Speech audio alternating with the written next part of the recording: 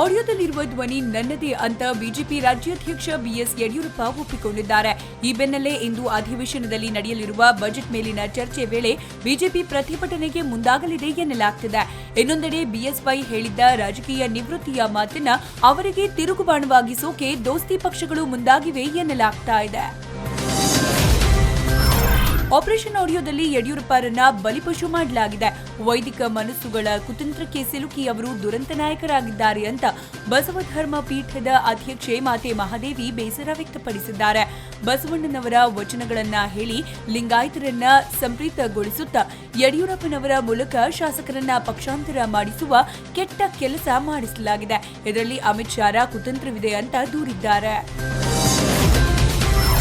Operation ಕಮಲ audio ಟೇಪ್ನಲ್ಲಿನ ಧ್ವನಿ ನನ್ನದೇ ಅಂತ ಯಡಿಯೂರಪ್ಪ ಒಪ್ಪಿಕೊಂಡ ಬೆನ್ನಲ್ಲೇ ಮಲ್ಲೇಶ್ವರ ವಿಧಾನಸಭಾ ಕ್ಷೇತ್ರದ ಯುವ ಕಾಂಗ್ರೆಸ್ ಸಮಿತಿ ಉಪಾಧ್ಯಕ್ಷ ಆಶಿಕ್ ಗೌಡ ಸದಾಶಿವನಗರ ಠಾಣೆಯಲ್ಲಿ ಶಾಸಕರಿಗೆ ಹಣದ ಆಮಿಷ ಒಡ್ಡಿದ ಆರೋಪದಡಿ ದೂರು ನೀಡಿದ್ದಾರೆ.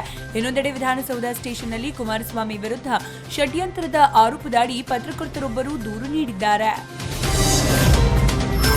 ಇತ್ತೀಚೆಗಷ್ಟೇ ಅಧಿಕೃತವಾಗಿ ರಾಜಕೀಯಕ್ಕೆ ಎಂಟ್ರಿ ಕೊಟ್ಟಿರುವ ಪ್ರಿಯಾಂಕಾ ಗಾಂಧಿ ಪ್ರಧಾನ ಕಾರ್ಯದರ್ಶಿಯಾಗಿ ಅಧಿಕಾರ ಸ್ವೀಕರಿಸಿದ ಬಳಿಕ ಇದೇ ಮೊದಲ ಬಾರಿಗೆ ಉತ್ತರ ಪ್ರದೇಶಕ್ಕೆ ಭೇಟಿ ನೀಡಲಿದ್ದಾರೆ.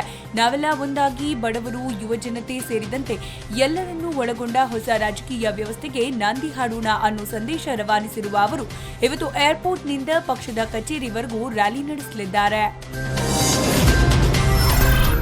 ಇನ್ಫೋಸಿಸ್ ಫೌಂಡೇಶನ್ ಸಂಸ್ಥಾಪಕಿ ಸುಧಾ ನಾರಾಯಣಮೂರ್ತಿ ರೈತ ಬದುಕನ್ನ ಮರೆತಿಲ್ಲ. ಇದಕ್ಕೆ ಸಾಕ್ಷಿ ಎಂಬಂತೆ ಸಾಮಾನ್ಯ ರೈತ ಮಹಿಳೆಯ ರೀತಿಯಲ್ಲಿ ಮೈಸೂರಿನ ಇನ್ಫೋಸಿಸ್ ಸಂಸ್ಥೆ ಬಳಿ ರಾಗಿ ಕಣಕ್ಕೆ ಪೂಜೆ ಸಲ್ಲಿಸಿದ್ದಾರೆ. ಸುಗ್ಗಿ ಸಂದರ್ಭದಲ್ಲಿ ರೈತರು ಮಾಡುವ ಸಾಂಪ್ರದಾಯಿಕ ಪೂಜೆಯಲ್ಲಿ ಭಾಗಿಯಾಗಿದ್ದ ಅವರ ಫೋಟೋಗಳು ಇದೀಗ ಸೋಷಿಯಲ್ ಮೀಡಿಯಾದಲ್ಲಿ ಸಖತ್ ವೈರಲ್ ಆಗಿದೆ. ಅಮೆರಿಕದ ಬೋಯಿಂಗ್ ಸಂಸ್ಥೆ ತಯಾರಿಸಿದ 4 ಚಿನೂಕ್ ಮಿಲಿಟರಿ ಹೆಲಿಕಾಪ್ಟರ್ಗಳು ಭಾನುವಾರ ಗುಜರಾತ್ನ ಮುಂಡ್ರಾ ಬಂದರಿಗೆ ಬಂದಿಳಿದಿವೆ. ಮೊದಲ ಹಂತದಲ್ಲಿ ಪೂರೈಕೆ ಮಾಡಿದ ಈ 4 CH-47F ಹೆಲಿಕಾಪ್ಟರ್ಗಳನ್ನು ಚಂಡೀಗಢಕ್ಕೆ ಸ್ಥಳಾಂತರಿಸಲಾಗ್ತಾ ಇದ್ದು, ನಂತರ ಅವುಗಳನ್ನು ವಾಯುಪಡೆಗೆ ಹಸ್ತಾಂತರಿಸಲಾಗುತ್ತಂತೆ. ಸೇನಾ ತುಕಡಿಗಳನ್ನ ಆರ್ಟಿಲರಿ ಸಲಕರಣೆ ಹಾಗೂ ಇಂಧನವನ್ನ ಕ್ಷಿಪ್ರವಾಗಿ ಸಾಗಣೆ ಮಾಡೋಕೆ ಈ ಹೆಲಿಕಾಪ್ಟರ್ಗಳನ್ನು ಬಳಸಲಾಗುತ್ತೆ. ನೈಸರ್ಗಿಕ ವಿಕೋಪದಂತಹ ಸಂದರ್ಭದಲ್ಲಿ ಇದರ ಸಹಾಯ ಪ್ರಮುಖವಾಗಿ ಸಿಗಲಿದೆ ಎನ್ನಲಾಗಿದೆ. ಜನ್ಧನ್ ಅಕೌಂಟ್ನಲ್ಲಿ ಆಗ್ತಾ ಇರುವ ಡೆಪಾಸಿಟ್ ಮೊತ್ತ ಶೀಘ್ರದಲ್ಲೇ 90,000 ಕೋಟಿಯ ಗಡಿ ದಾಟುವ ನಿರೀಕ್ಷೆ ಇದೆ. ಸರ್ಕಾರ ಜನ್ಧನ್ ಖಾತೆ ತೆರೆಯುವವರಿಗೆ ಅಪಘಾತ ವಿಮೆಯನ್ನ ನೀಡುತ್ತೆ. ಈ ಮೊತ್ತವನ್ನು 1 ಲಕ್ಷದಿಂದ 2 ಲಕ್ಷಕ್ಕೆ ಏರಿಕೆ ಮಾಡಲಾಗಿದ್ದು, ಇದೇ ಕಾರಣಕ್ಕೆ ಜನ್ಧನ್ ಖಾತೆಯ ಸಂಖ್ಯೆಯೂ ಹೆಚ್ಚಾಗಿದೆ ಅಂತ ಕೇಂದ್ರ ಹಣಕಾಸು ಸಚಿವಾಲಯದ ಉನ್ನತ ಮೂಲಗಳಿಂದ ಮಾಹಿತಿ ಲಭ್ಯವಾಗಿದೆ. ಕಾಶ್ಮೀರದ ಗುಲ್ಮಾರ್ಗ್ನಲ್ಲಿ ಕೊರೆಯುವ ಚಳಿಯಲ್ಲೂ ಬಿಕಿನಿ ತೊಟ್ಟು ಫೋಟೋಶೂಟ್ ಮಾಡಿದ್ದ ಹಿಂದಿಯ ಉತ್ತರಾಯಣ್ ಧಾರಾವಾಹಿಯ ನಟಿ ಶ್ರೀಜತ್ ಫೋಟೋಗಳು ಇದೀಗ ವೈರಲ್ ಆಗಿವೆ.